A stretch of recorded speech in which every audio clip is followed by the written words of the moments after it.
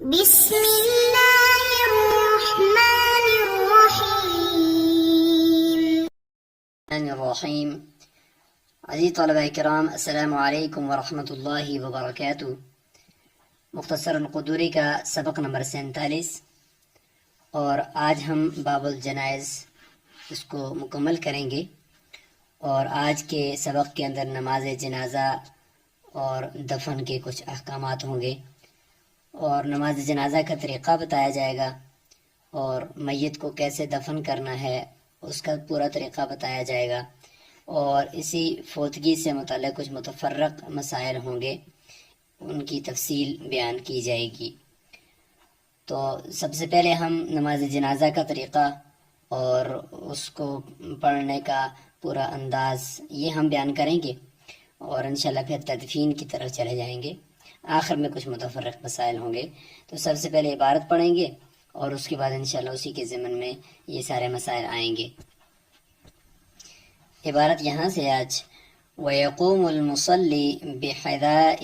بِحَذَاءِ صَدْرِ الْمَيِّتِ وَالصَّلَاةُ أَنْ يُكَبِّرَ تَكْبِيرَةً يَحْمَدُ اللَّهَ تَعَالَى عَقِيبَهَا ثم يكبر تكبيرة ويصلي على النبي عليه السلام ثم يكبر تكبيرة ثالثة يدعو فيها لنفسه وللميت وللمسلمين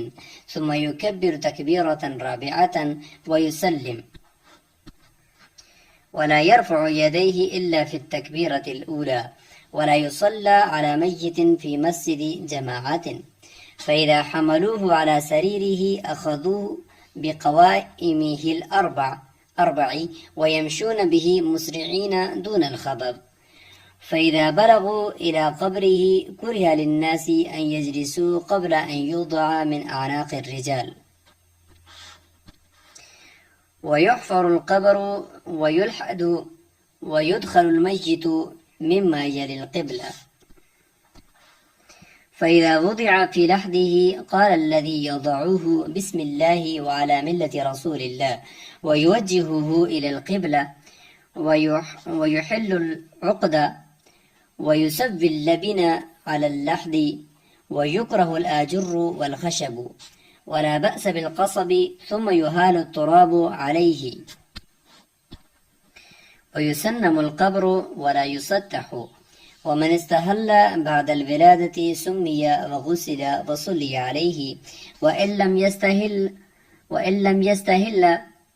أدرج في خرقة ودفن ولم يصلى عليه۔ تو یہاں تک یہ عبارت مکمل ہوگی باب الجنائز کی۔ ابھی ہم انشاءاللہ اس کی تشریح کریں گے۔ نماز جنازہ کا طریقہ بیان کرنے سے پہلے اور اس عبارت کی تشریح سے پہلے ہم ایک مسئلہ کی وضاحت کر دیں،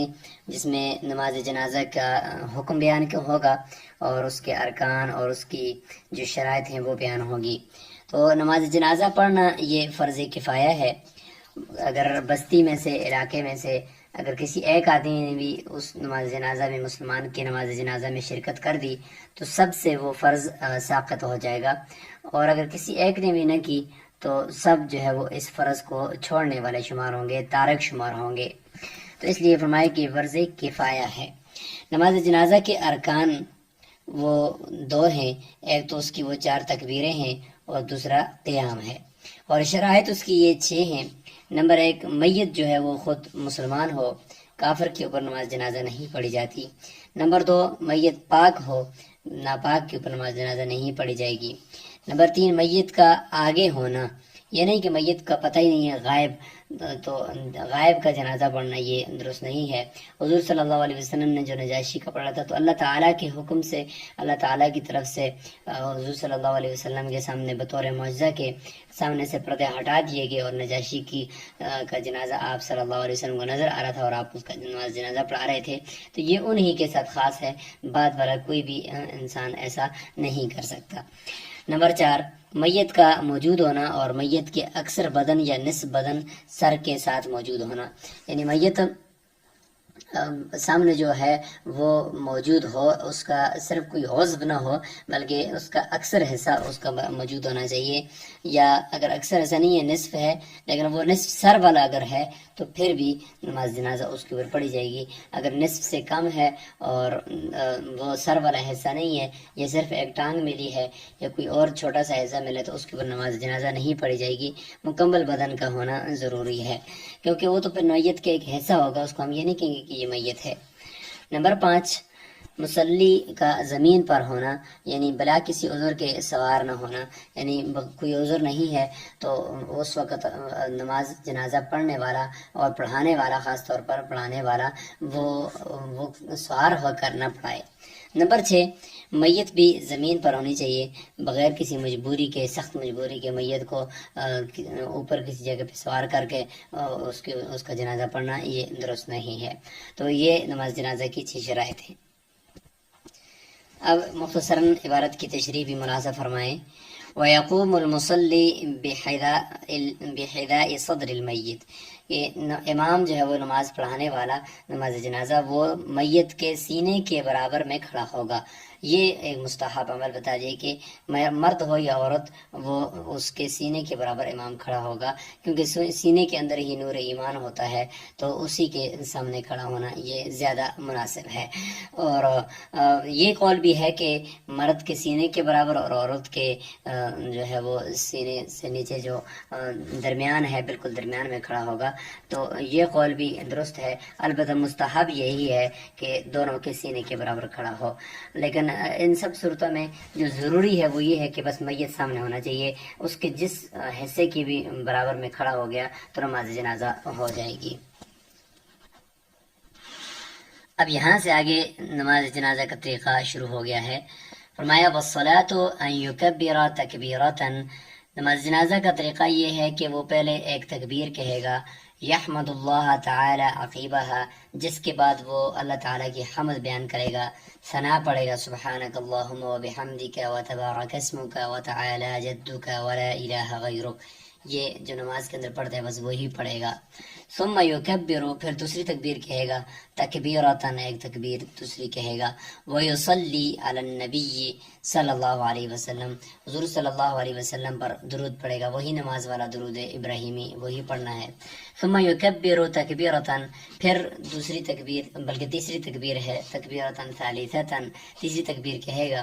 یدعو فیہا لنفسہ وللمیت وللمسلمین، اس میں اپنے لیے، میت کے لیے اور تمام مسلمانوں کے لیے دعا کرے گا۔ اپنے لیے اس لیے کہ تاکہ اس کی بخشش ہو جائے اور اس کی دعا پھر قبول ہو جائے میت کے حق میں، تو اس لیے دعائیں بھی قرآن مجید میں سے ایسی سلیکٹ کرے کہ جس میں اپنے لیے بھی دعا ہو، مسلمانوں کے لیے بھی ہو اور اس میت کے لیے بھی ہو۔ وہ جو دعا بھی ایک منقول ہے، اللہم اغفر لحینا ومیتنا وشاہدنا وغائبنا وصغیرنا وکبیرنا الی آخرہ، یہ دعا بھی ہے۔ اور اس کے علاوہ ربنا اغفر لنا ولاخواننا الذین سبقونا بالایمان، یا ربنا اغفر لی ولوالدی وللمؤمنین یوم یقوم الحساب، یا رب اغفر لی ولوالدی ولمن دخل بیتی مؤمنا رب اغفر لی ولی اخی، تو یہ ساری جتنی بھی قرآن کی دعائیں ہیں یہ ساری پڑھی جا سکتی ہیں۔ ثم یکبر تکبیرۃ رابعۃ، پھر چوتھی تکبیر کہے گا، وہ یسلم، اور چوتھی تکبیر کے بعد پھر سلام ہی پھیرنا ہے، اس کے علاوہ اور چونکہ پڑھنا ہی کچھ نہیں ہے تو چوتھی تکبیر کہتے ہی سلام پھیر دے گا۔ ولا يرفع يديه الا في التكبيرة الاولى، فرمایا کہ پہلے ہی تکبیر میں ہاتھ اٹھائے گا، اس کے علاوہ کسی ایک تکبیر کے اندر ہاتھ کانوں کی طرف نہیں لے جائے گا۔ ولا يصلي علی میت، یا ولا یصلی علی میت، نہیں نماز پڑھی جائے گی، نماز جنازہ کسی بھی میت پر، فی مسجد جماعت، جامع مسجد کے اندر، یا جہاں پہ ایسی مسجد جس کے اندر جماعت ہوتی ہے تو اس میں نہیں پڑھی جائے گی۔ اس کی وجہ یہ ہے کہ مسجد جو ہے وہ نماز پڑھنے کے لیے ہے، اور 5 وقت کی نماز پڑھنے کے لیے ہے، نماز جنازہ پڑھنے کے لیے نہیں ہے۔ دوسرا یہ کہ مسجد کے اندر بھگدڑ مچنے کا خطرہ ہے، یا اس کے تلویث، یا اس کے اندر کوئی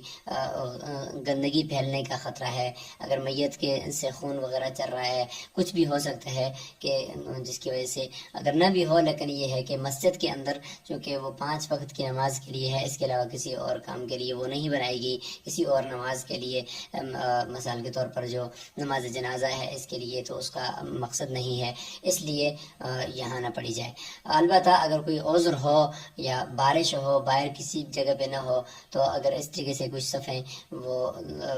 مسجد کے اندر آ جائیں نماز جنازہ پڑھنے والوں کی تو یہ اس کی گنجائش ہے، اور اگر بالکل عذر ہو تو محراب کے اندر رکھ کر بھی نماز جنازہ پڑھنا میت کے اوپر یہ درست ہے، لیکن بشرطے کہ شدید عذر ہو، کوئی اور جگہ متبادل نماز جنازہ پڑھنے کی نہ ہو۔ اس صورت میں بھی اگر ایسا ہو کہ میت کو باہر رکھ دیا جائے، قبلے کی طرف سے باہر کوئی ایسا چھجا بنا ہو کہ جس کے نیچے رکھا جائے اور میت وہاں پہ محفوظ رہے اور لوگ جو ہیں وہ اندر مسجد کے اندر کھڑے ہوں، تو یہ طریقہ اگر کیا جائے تو یہ پھر سب سے بہتر ہوگا۔ اگر بالغ ہے چاہے مرد ہو یا عورت ہو تو اس کے لیے یہی دعا پڑھی جائے گی، اللہم اغفر لحینا و میتنا، اور اگر نابالغ ہے تو نابالغ میں پھر اگر بچہ ہے تو پھر وہ دعا ہے اس کی الگ سے، اللہم اجعلہ لنا فرطا وجعلہ لنا، اللہم اجعلہ لنا، یہ جو ہے کہ اے اللہ اس کو بنا دے ہمارے لیے، یعنی آگے جانے والا، آگے جا کر جو تیاری کرتے اس کو فرط کہتے ہیں، ہم سے آگے جانے والا، وجعلہ لنا، یعنی اس کو ہمارے لیے ذخرن آگے ذخیرہ بنا، وجعلہ لنا شافعا و مشفعا، اس کو شفاعت کرنے والا اور ایسا جس کی شفاعت کو قبول کیا جاتا ہے وہ ہمارے لیے بنا دے، اور اگر وہ عورت بچی ہے نابالغ ہو جائے تو اللہم اجعلھا لنا فرطا وجعلھا لنا اجرا و ذخرا وجعلھا لنا شافعتا و مشفعا، یہ پھر نابالغ بچی کے لیے ہوگا۔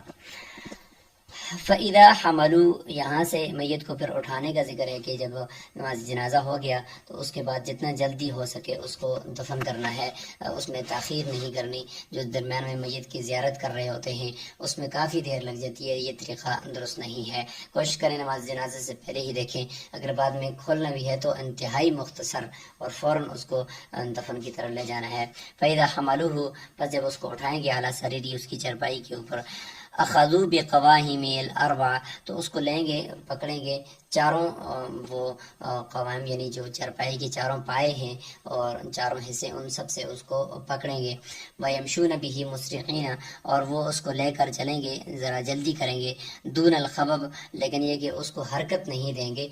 بلکہ اس کو ایسا حرکت دینا کہ جس سے میت چرپائی کے اندر وہ اچھل گیا ہو، اچھل رہا ہو، یا اس کی جو میت ہے اس کو گرنے کا خطرہ ہو، تو خبب یعنی وہ حرکت زیادہ اس کے اندر نہ آئے، بلکہ اطمینان کے ساتھ، سکون کے ساتھ، تھوڑا سا تیز قدموں کے ساتھ چلیں گے، یعنی دوڑیں گے نہیں اس کو لے کر۔ خبب کا معنی کہ جس کی وجہ سے میت حرکت کرنے لگ جائے یا اوپر سے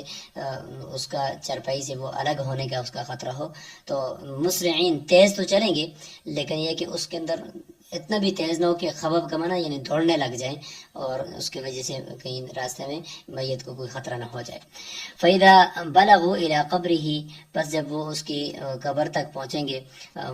اس کو لے کر قبر تک پہنچیں گے، تو كُرِهَ لِلنَّاسِ، تو جو ساتھ والے لوگ چل رہے ہیں تو ان کے لیے مکروہ ہے ان یجلسوا، کہ وہ بیٹھیں، قبل ان یوضع من اعناق الرجال، اس سے پہلے کہ میت کو لوگوں کی گردنوں سے نیچے رکھ دیا جائے، یعنی اس کی چرپائی جب تک نیچے زمین پر نہیں رکھی تو مکروہ ہے کہ سب لوگ نیچے بیٹھ جائیں، کیونکہ اس میں یہ کہ ہو سکتا ہے کہ میت کو دوبارہ پکڑنے کی ساتھ ضرورت پڑے، تو اگر لوگ بیٹھ جائیں گے تو ہو سکتا ہے کہ اس میں میت جو لوگ اٹھانے والے ہیں وہ تھکے ہوئے ہوں، ان سے کوئی میت گر نہ جائے، تو یہ ایک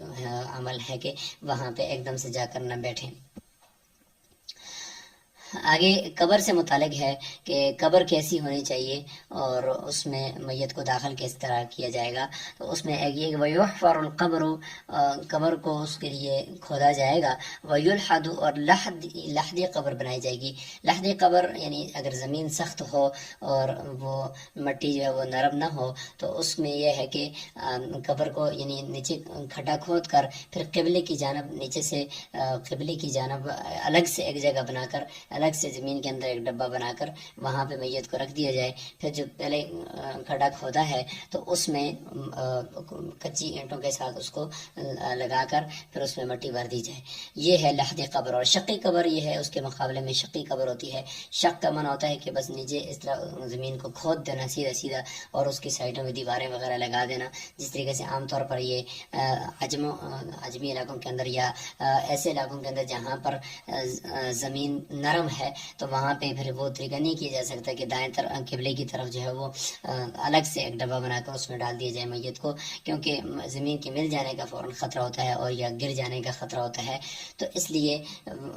شقی قبر پھر وہاں پہ افضل ہوتی ہے. حضور صلی اللہ علیہ وسلم کے لیے جو قبر کھودی گئی تو اس میں یہ کہ جب آپ صلی اللہ علیہ وسلم وفات پا گئے تو اس وقت حضرت ابو طلحہ انصاری اور ابو عبیدہ بن جراح یہ دو ماہر تھے قبریں کھودنے کے. تو ابو طلحہ انصاری جو تھے وہ لحدی قبر لحاد تھے, وہ لحدی قبر کھودتے تھے, اور ابو عبیدہ بن جراح وہ شقی قبر کے ماہر تھے. تو ان کی طرف دونوں کی طرف بندے کو بھیج دیا, ایک کی طرف حضرت ایک بندے کو ایک شخص کو حضرت ابو طلحہ کی طرف بھیج دیا اور دوسرے کو ابو عبیدہ بن جراح کی طرف بھیج دیا. تو حضرت عباس جو حضور صلی اللہ علیہ وسلم کے چاچا ہیں فرمانے لگے کہ اے اللہ تو فیصلہ فرما دے کہ آپ نے نبی کے لیے جو بھی پسند کرتا ہے اس کے اسی اعتبار سے اس ماہر کو بھی موقع دے دے. تو فرمایا کہ دیکھا کہ ابو طلحہ جو لحدی قبر بنانے والے ہیں وہ پہنچ گئے اور ابو عبیدہ نہ پہنچ سکے کسی کام کی وجہ سے. تو اس سے پتہ چلا کہ اللہ تعالیٰ نے بھی حضور صلی اللہ علیہ وسلم کے لیے لحدی قبر کو پسند فرمایا ہے. لیکن چونکہ وہ زمین سخت تھی مدینہ منورہ کی تو اس لیے وہاں پہ لحدی قبر بنائی جا سکتی ہے. لیکن خاص طور پہ پاکستان کے اندر اگر دیکھا جائے تو جو جگہ ہیں زمین ہے وہ اکثر جگہوں پہ نرم ہے, تو اس لیے صرف شقی قبر ہی ہوگی. وَيُدْخَلُ الْمَيِّتُ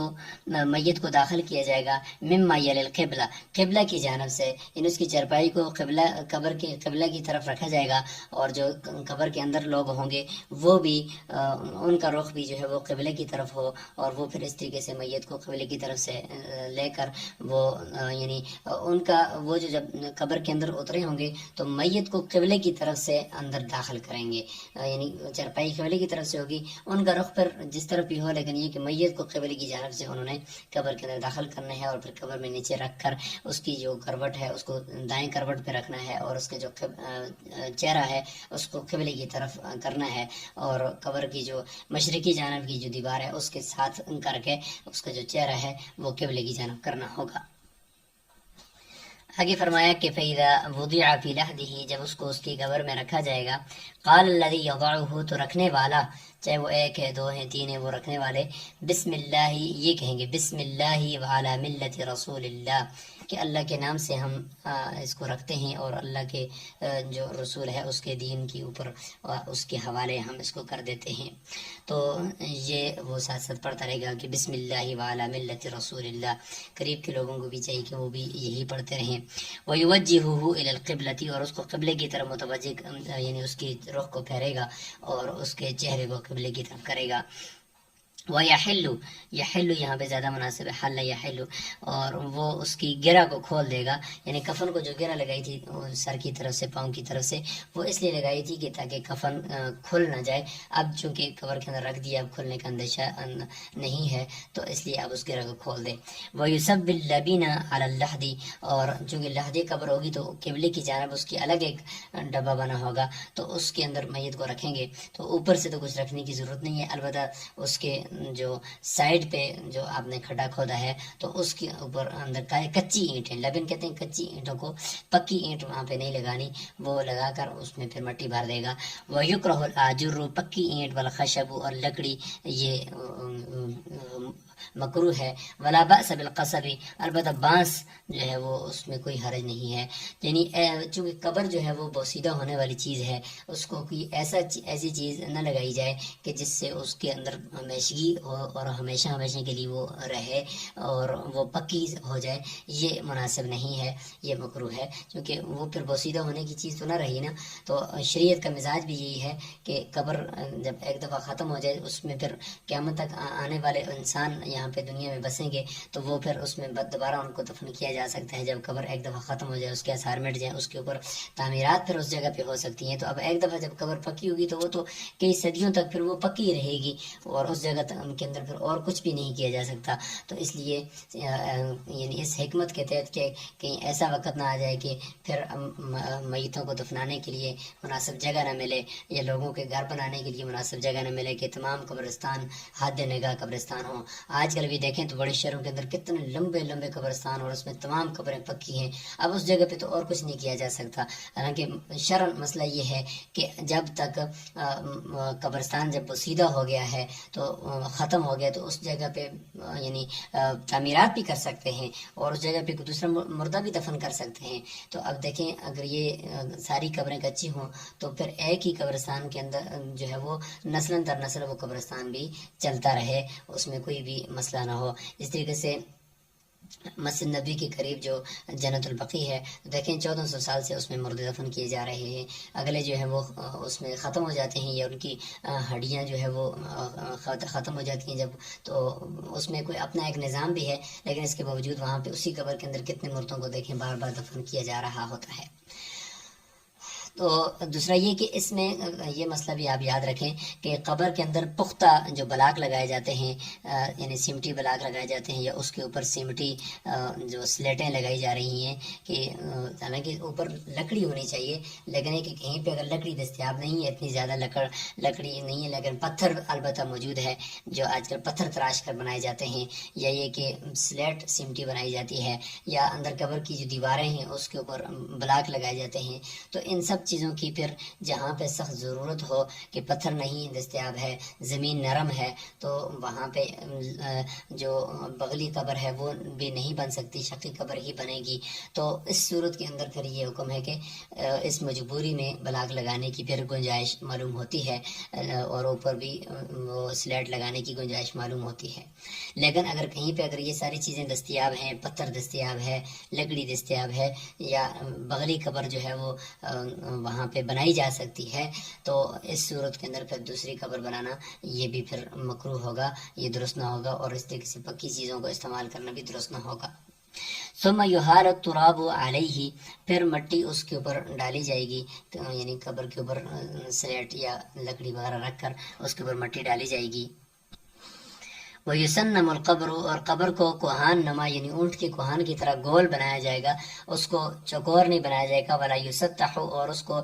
زمین کی سطح کے برابر چکور کر کے، یعنی چاروں اس کے کونے بنا کر پھر اس کو زمین کی سطح کے برابر کر کے درمیان سے ایک کھبا اوپر کو بنا دینا. یہ کونے اس کے نہیں بنائے جائیں گے. اور يُسَطَّحُ کا معنی زمین کی سطح کے برابر کر دینا اس کو، اور اوپر سے یعنی بالکل زمین کی سطح کے برابر کرنا بھی مناسب نہیں ہے، اور نہ ہی اس کو چار کونے اس کے بنا کر اور اس کو پھر اونچا کرنا اور زیادہ بلند کرنا، یہ بھی درست نہیں ہے. یوسن مکمن گولائی رکھنی ہے اس کی پورے سائڈوں سے، یعنی جس اونٹ کی کوہان ہوتی ہے اوپر اس طرح گول رکھنا ہے. وہ میں نے استحل آخر میں ایک مسئلہ بیان کر دیا کہ اگر کوئی بچہ ایسا ہے کہ اس نے وہ میں نے استحل بعد الولادتی، یعنی پیدائش کے بعد اس نے کچھ آواز نکالی ہے، یا زندگی کے کچھ نہ کچھ آثار اس کے پائے گئے ہیں، یعنی رو گیا ہے وہ، یا اس نے جمائی لے لی ہے، کچھ بھی ہے، اگر اس نے استحلال اس کو کہتے ہیں کہ اس کے اندر زندگی کے کچھ آثار پائے گئے ہیں، تو سمیہ اس کا نام رکھا جائے گا، غسل بھی اس کو دیا جائے گا، وصلی علیہ، اور اس کے اوپر نماز جنازہ بھی پڑھی جائے گی. وَإِن لَمْ يَسْتَحِلَّ، اگر اس نے کوئی بھی زندگی کے کوئی بھی آثار نہیں پائے گئے، کوئی اس نے حرکت نہیں کی، کچھ اس نے ہاتھ پاؤں نہیں ہلائے، جمائی نہیں لی، آنکھیں نہیں کھولی، کچھ بھی نہیں کیا، تو ادرج فی خرقۃ، تو اس کو ایک کپڑے کے اندر ڈال دیا جائے گا، اور کپڑا اس کے اوپر لپیٹ دیا جائے گا. ودفن، اور اس کو دفن کر دیا جائے گا. ولم یصلی علیہ، اس کے اوپر نماز جنازہ نہیں پڑھی جائے گی. تو یہاں پر یہ باب مکمل ہو گیا ہے. اب کچھ متفرق مسائل مختصراً ان کا ذکر کرتے ہیں.